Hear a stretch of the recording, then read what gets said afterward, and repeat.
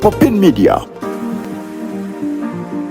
Gavumenti ngeyita mu kitongole ky'ekikula ky'abantu ne mu nteekateeka zaayo ez'okukulaakulanya bannayuganda abakadde mu disitulikiti y'e Kayunga akamwenyumwenyu kabazze ku matama oluvannyuma lw'okubawa obukadde bw'ensimbi 16 mu bibiina bina eby'abakadde abeegattira mu bibiina eby'enjawulo mu magombolola okuli Busana Town Council, Busana Sub County ne Kayunga okwekulaakulanya. Akulira ofiisi y'abaana n'abakadde mu disitulikiti y'e Kayunga Collins Kafeero bw'abadde akwasa abakadde bano ensimbi zaabwe ku kitebe kya disitulikiti y'e Kayunga awadde ensonga lwaki gavumenti ewadde abakadde bano ensimbi kwe kubakuuma nga balina kye bakola n'okwongera okubaagazisa ensi yaabwe. Lwaki gavumenti yaleeta ebyo eyagala abakadde babeere wamu beekuumire wamu bave mu kwekomomma isolation. Abakadde bwe baba balunda enkoko omu wazitambulamu olw'eggulu n'atuuyana omubiri gutambuza ebinywa ne bitambula n'omusaayi ne gutambula bulungi.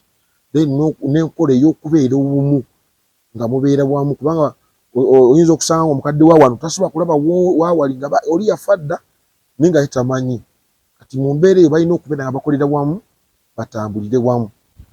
Byonna bibayamba kukolaki kubaako n'akantu mu nsawo. So tewali muntu agenda kujja abagaggawaze, tewali gavumenti egenda kujja ekoleki, wabula gavumenti ebakolera enteekateeka eziyinza okubakolaki okubajjamu eyo embeera. So tubeere abantu abakozi.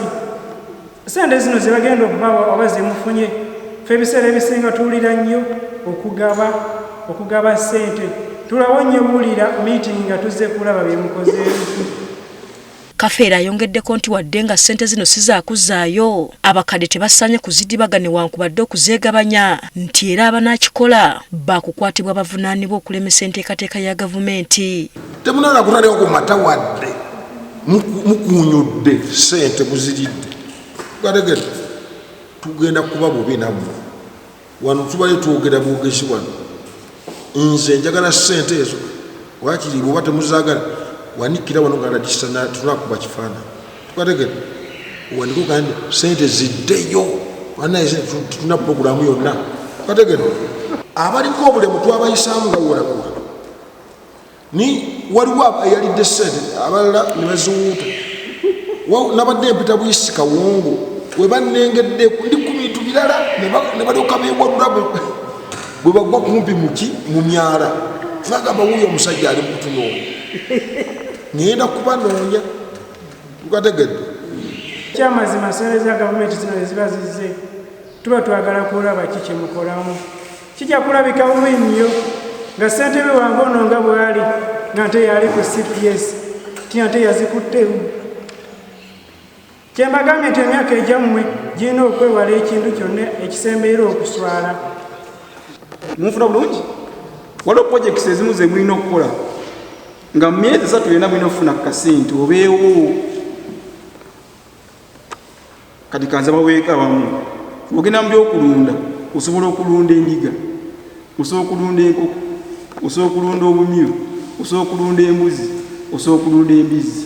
Baba mu kubakadde abasobodde okuweebwa ensimbi zino bategeezezza nti kati baakusobolera ddala okukyusa embeera zaabwe ez'ebyenfuna oluvannyuma lw'okufuna entandikwa okuva eri gavumenti. Ekyanfuuse nga kuwulira mulanga gwa gavumenti nga pulezidenti akubiriza tukole ebibiina tusobole okwekulaakulanya. Kati tugenda okwongeramu okusimbamu ebitooke, okugula akakuta n'ebijimusa n'okulabika nga tuliisa n'ebisolo byaffe biri. Embeera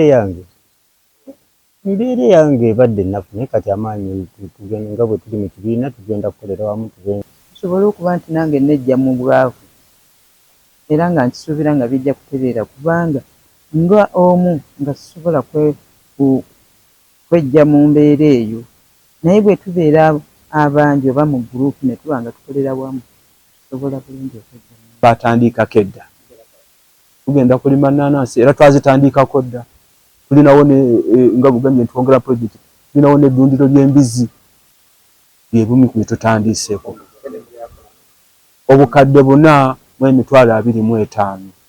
kati disitulikiti yawandiisa ebibiina by'abakadde 9 era ebyatuukiriza ebisaanyizo biweereddwa ssente, wabula n'ebibiina ebisigadde nabyo byakuweebwa ensimbi amangu ddala nga gavumenti eziweerezza. Enteekateeka eno mweyita okuyamba abakadde emanyiddwa nga Special Enterprise Grants for Elder Persons.